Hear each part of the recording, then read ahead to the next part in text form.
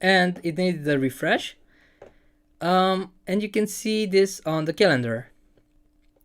Now, in case you are wondering, this one that was sent is not message 2. Let's go to 1Gig shop and find items. You see? I can copy it so that you can see it. So this was the message that actually was sent 3 times because I kept clicking on the button because I got angry. And this is the message. And find gig items. So it's not message 1. But because I have posted it at this hour, I do have it here. And I have my statuses, and I can click it and I can see it. This is the exact message that I had. And once the Twitter API for analytics finishes processing everything about that post, it usually takes a while because Twitter wants to give you enough time to get engagement. You can see your engagement here in the calendar for every single post that you've made, and you will see how many likes and retweets you've got. And this other one, which is message 1, and I will edit it, see, message 1. This one is pending, and it will be sent on 2 social media profiles, the Wizards Unite Twitter and the 1Gig Shop Twitter. Oh, yeah, so this works well. This is exactly what we imagined, because it's 2 p.m. right now, so it's way over 1 p.m. And this is the first message that it needs to get sent out.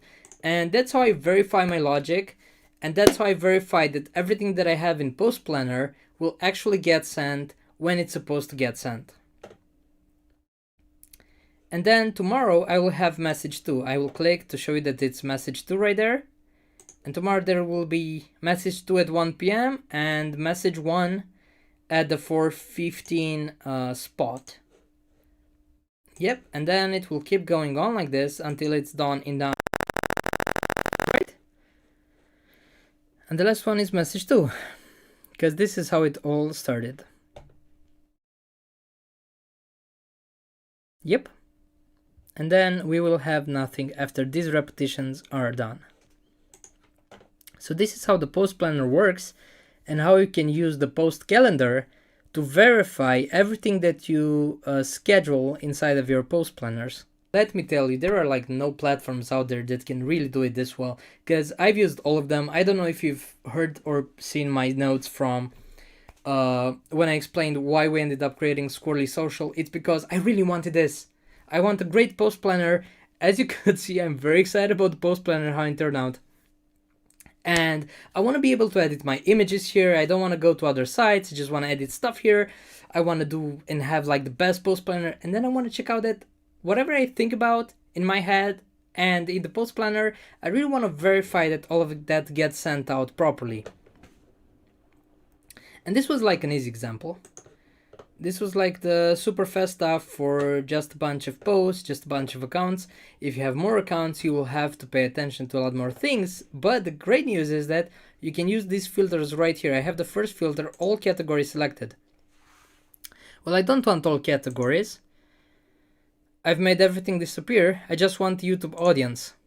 Well, now you see just the YouTube audience. See, the first message that was here completely disappeared because I don't want to see it anymore. And if I go and click on select all, it will show up again, and the previous message as well. But I don't want that. I will deselect it and select YouTube audience again. This is great. It works, and this is how you can check your work. And in history, because we've posted those 3 messages after my click rampage, let's go to history.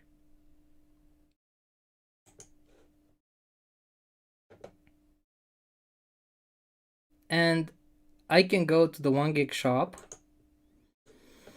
and see that I've manually added this to my profiles at the same time, because I've clicked like a crazy person. All of them were successful and all of them showed up. And I can also click to go and view the post. So this is the post, and it looks awesome. Alright, so this is what I had in store for this video. So I've walked you through setting up your brand, inviting people in, managing social media profiles, seeing how many social media profiles you can add.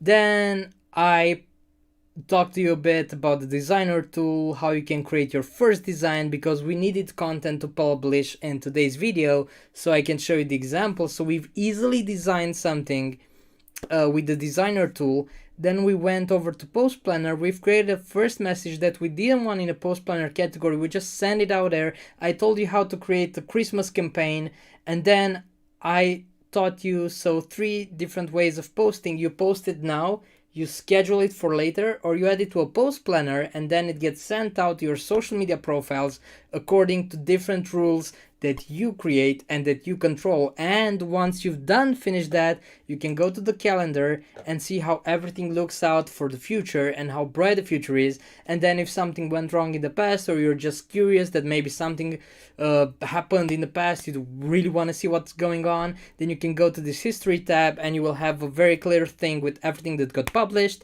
error messages in the case that the status wasn't successful, and you can basically control everything about your social media presence, and you can publish and you can schedule and you can work with your team and approve drafts, everything from Squirrly Social. And this was like the biggest walkthrough that I've done up until this moment, and I hope that this was very, very helpful for you. Thanks very much for watching this Get Growth episode.